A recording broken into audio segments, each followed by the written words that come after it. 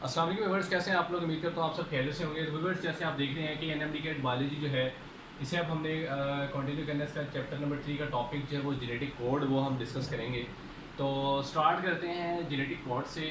तो इसमें अब सबसे पहली चीज़ क्या है जी कि जेनेटिक कोड बेसिकली क्या है। जेनेटिक कोड आपका जो है ये आपके पास एक सेट है, सेट ऑफ न्यूक्लियोटाइड्स,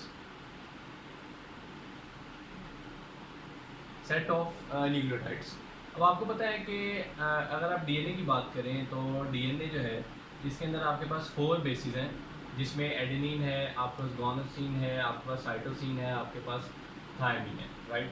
लेकिन इन केस अगर आप बात करें आपके जो आरएनए है, तो आरएनए के अंदर क्या होता है कि इसकी जगह पे यूरासिल होती है, बाकी ये वैसे ही हैं। तो ये आपके इन्हीं न्यूक्लियोटाइड से आपके सेट्स बनते हैं। और जेनेटिक कोड आपका, जिसमें आपका एक वर्ड जो है कोड, ये निकला है आपका कोडोन से। और कोडोन क्या होता है? Codon is a set of 3 nucleotides, right. जैसे इन्हीं 4 न्यूक्लियोटाइड्स हैं। अब साइंटिस्ट कहते हैं कि फॉर एग्जांपल अगर आपका जो कोडोन है ये होता 2 न्यूक्लियोटाइड्स का, तो इस लिहाज से आपके पास टोटल 4 न्यूक्लियोटाइड्स हैं, तो 4 की पावर 2, तो ये आपके पास बनता है 16, यानी 16 डिफरेंट सेट्स बनते हैं आपके पास। लेकिन साइंटिस्ट ने क्या कहा कि आपके पास codon is a set of 3 nucleotides, तो जब आप 4 की पावर 3 रखेंगे तो आपके पास 64 बनेगा। तो क्योंकि टोटल अमाइनो एसिड्स आपके पास जो है वो 20 है for the manufacturing of different type of proteins. तो 20 डिफरेंट टाइप्स के अमाइनो एसिड्स हैं जिससे आपके पास डिफरेंट प्रोटीन्स बनती हैं।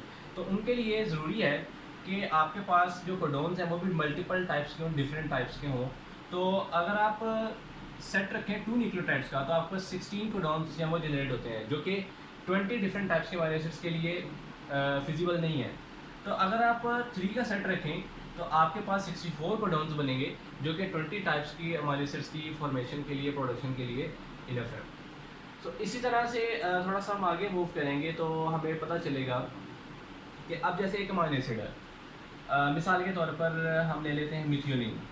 ये एक अमाइनो एसिड है आपका, और इसका जो कोड है वो आपके पास, क्योंकि ये स्टार्ट कोडोन है, ठीक है, तो आपको पता है कि जैसे AUG है, ठीक है, ये आपका मिथियोनिन होगा। इसी तरह से UAG, UGA, UAA, ये आपके और डिफरेंट टाइप्स के कोडोन्स हैं जो कि स्टॉप कोडोन्स में आ जाते हैं। तो ये आपका एक बेसिक जो है वो सेट हो गया, एक प्रॉपर डिस्कशन हो गई आपकी, ठीक है, कि जिसमें हमने देख लिया कि what is codon, codon basically क्या है, और इसको 2 के साथ क्यों नहीं हम रखते, 3 सेट क्यों है इसके। जैसे आपने देखा कि 1 2 3 एडेनिन, यूरासिल, गुआनोसिन। अब ये 3 सेट्स ऑफ न्यूक्लियोटाइड, एक आपका कोडोन होगा, और एक कोडोन जो है वो आपका कोड करेगा एक स्पेसिफिक अमाइनो एसिड को, ठीक है। अब कुछ डिफरेंट साइंटिस्ट हैं जिन्होंने इस चीज़ के ऊपर काम किया और इसको बहुत ज़्यादा एलेबोरेट भी किया। तो उनके नाम आप जो है वो देख सकते हैं, जैसे after tricks initial experiments, Marshall Nirenberg, Philip Leder, Har Gobind घोराना, ठीक है, ये सारे साइंटिस्ट हैं जिन्होंने इस चीज़ के ऊपर जो है वो अपना रोल प्ले किया है। अब इस चीज़ को एलेबोरेट कैसे किया जा सकता है? अब साइंटिस्ट ये कहते हैं कि आपके पास जो जेनेटिक कोड है, जेनेटिक कोड, आपका जो जेनेटिक कोड है, साइंटिस्ट ये कहते हैं कि ये यूनिवर्सल है। ये क्या है? यूनिवर्सल मतलब ये कि ऑर्गेनिज्म, हर ऑर्गेनिज्म जो है उसके अंदर जो जेनेटिक कोड है वो आपका सेम होगा। क्लियर?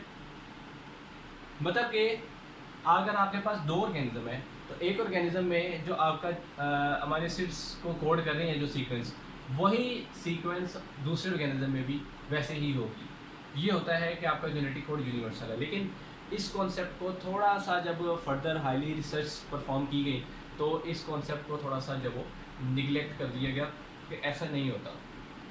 अब इसी चीज़ को हम थोड़ा सा आगे करें। जैसे आपके पास एक है, अब 64 कोडोन्स हैं।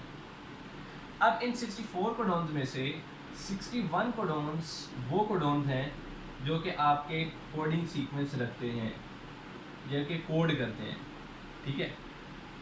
इनमें से 3 कोडॉन्स वो हैं जो कि स्टॉप कोडॉन्स हैं, स्टॉप कोडॉन्स, राइट, यानी कि ये नॉन कोडिंग है।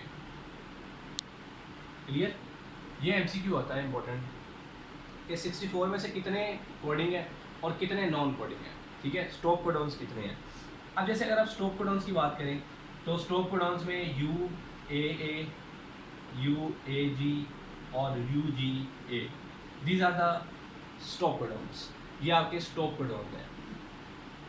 अगर आपके सीक्वेंस में, एक प्रोटीन की सीक्वेंस में ये इनमें से कोई भी कोडॉन आ जाए तो आपकी वो प्रोटीन बननी बंद हो जाती है, वो स्टॉप कोडॉन लग जाता है। इसी तरह एक आपका स्टार्ट कोडॉन होता है, जो मैंने शुरू में आपको बताया, स्टार्ट कोडॉन।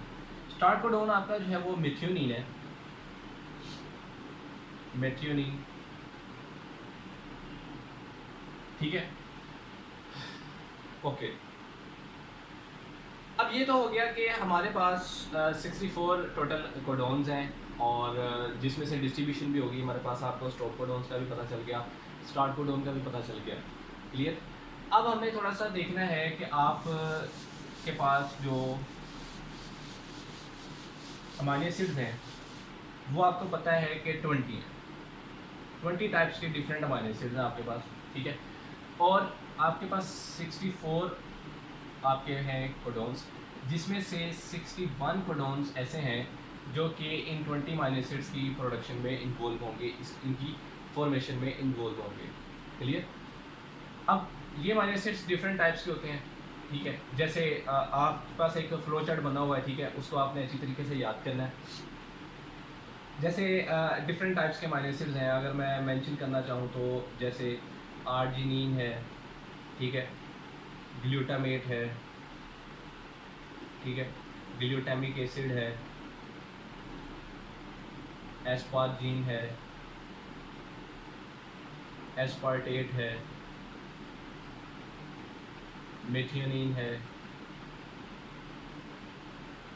ठीक है।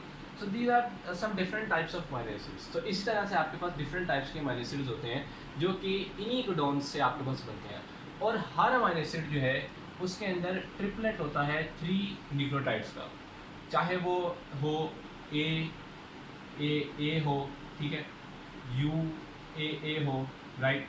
तो वो डिपेंड करता है कि कौन सा अमीनो एसिड है और उसका ट्रिपलेट जो है वो क्या होगा, तो वो अमीनो एसिड के ऊपर जो है वो डिपेंड करता है।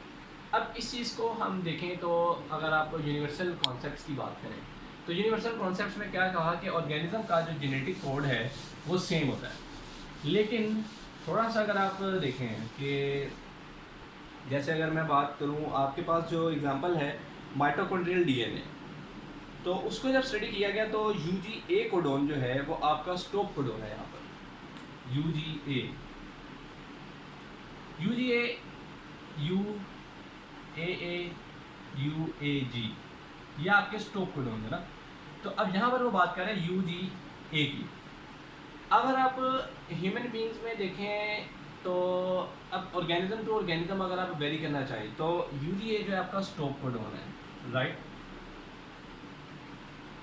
लेकिन इन माइटोकॉन्ड्रियल DNA वहाँ पर क्या है कि जो UGA है ये स्टॉप कोडोन नहीं है, ये कोड कर रहा है आपके ट्रिप्टोफैन को, राइट। तो अब आप देखें कि एक तरफ UGA जो है वो स्टॉप कोडोन है, लेकिन दूसरी तरफ जैसे ही आप दूसरी तरफ मूव किए ऑर्गेनिज्म में तो क्या हुआ कि UGA जो है फिर वहाँ पर स्टॉप कोडोन नहीं है, बल्कि वो कोड कर रहा है एक अमीनो एसिड को जो कि ट्रिप्टोफैन है, ठीक है। तो यहाँ से हमें पता चलता है कि आपका जो जेनेटिक कोड है, जो कोडॉन्स हैं बेसिकली वो यूनिवर्सल नहीं है, बल्कि वो वेरी करते हैं, चेंज लेके आते हैं। जैसे अगर आप बैक्टीरिया की बात करें और इवन आप बात कर लें आर्जिनिन की, राइट। तो आर्जिनिन जो है, अब इसमें आप थोड़ा सा देखें तो आपके पास जो एग्जांपल्स हैं उसमें आर्जिनिन जो है जैसे,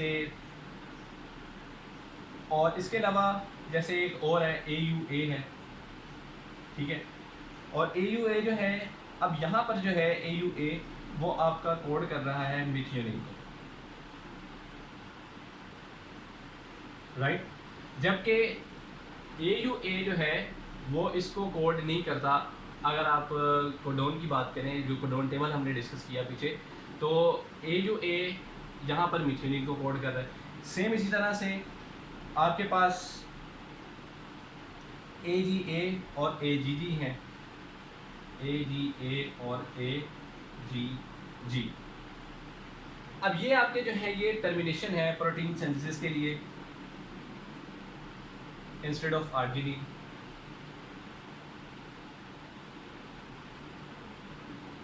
termination for protein synthesis instead of arginine.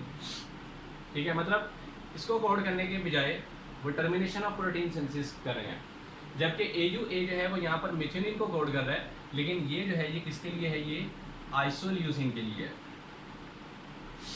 जैसे आपका ल्यूसिन, आइसोल्यूसिन के अमीनो एसिड हैं, तो आइसोल्यूसिन के लिए ये है, लेकिन जैसे ही आप अलग डायरेक्शन में मूव किए स्पीशी में, तो वहाँ पर ये कोड कर रहा है मिथ्योनिन, राइट। तो ये सब आपके पास कुछ जेनेटिक कोड्स हैं बेसिकली, तो जो आपके ट्रिपलेट्स ऑफ न्यूक्लियोटाइड्स हैं, और इसी में से कुछ क्वेश्चन पूछे जाते हैं आपसे। तो ये आपका था जेनेटिक कोड। नेक्स्ट इंशाल्लाह आपसे मिलेंगे ट्रांसलेशन में। ओके, अल्लाह हाफिज़।